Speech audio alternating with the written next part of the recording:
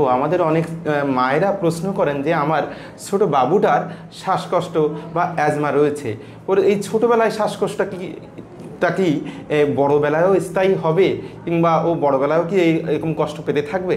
Sir একটু বলবেন। ধন্যবাদ দাদা। প্রথমে আমি একটা তথ্য দিয়ে শুরু করি। আমাদের যে অ্যাজমা যে রোগ আছে বা এটা চিকিৎসা, এটা নিয়ে যারা কাজ করে তাদেরকে বলে জিনা সায়েন্টিফিক কমিটি। জিনা মিনস হচ্ছে GINA, global initiative for asthma. এটা হচ্ছে বর্তমান বিশ্বে যত অ্যাজমা রোগী আছে তাদের কীভাবে আমরা ডায়াগনোসিস করবো, কীভাবে চিকিৎসা দিব এবং কীভাবে আমরা এটা প্রিভেন্ট করতে পারি সেই রোগ নিয়ে তার কিন্তু বিভিন্ন গাইডলাইন প্রকাশ করে। এবং প্রতি বছর 6ই মে বিশ্ব অ্যাজমা দিবস পালিত হয়। এই অ্যাজমা দিবসে গতকাল যে অ্যাজমা দিবস গেল, এটা যে রিপোর্ট, এই রিপোর্টে বলতেছে বর্তমান বিশ্বে 300 মিলিয়ন মানুষ কিন্তু অ্যাজমাতে আক্রান্ত এবং প্রতিদিন প্রায় 1000 মানুষ কিন্তু অ্যাজমা রোগে মারা যায়। এবং বাংলাদেশে যে ডাটাটা আছে সেই ডাটায় বলা হচ্ছে বাংলাদেশে প্রায় 7 মিলিয়ন অর্থাৎ 70 লক্ষ মানুষ কিন্তু অ্যাজমা রোগে আক্রান্ত।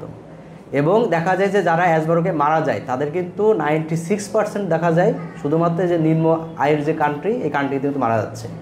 এখন আমাদের সবার ধারণা যে অ্যাজমা সাধারণত ছোটোবেলায় আসে বা ছোটোবেলায় শুরু হয়, কিন্তু এখন গবেষণায় দেখা গেছে যে অ্যাজমা কিন্তু ছোটোবেলা বাদেও পরবর্তীতে বড়োবেলায় শুরু হতে পারে।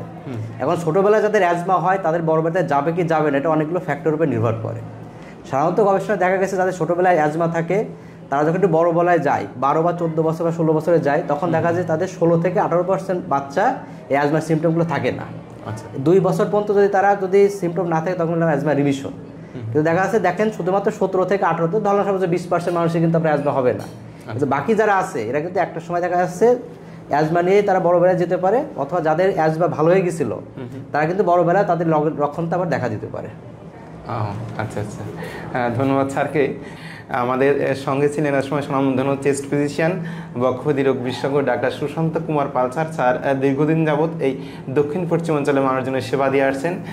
স্যারের পরিবারের মঙ্গল কামনা করি, স্যারের আরও উন্নতি এবং সমৃদ্ধি কামনা করি। স্যারকে অসংখ্য ধন্যবাদ আমাদের অনুষ্ঠানে সময় দেওয়ার জন্য।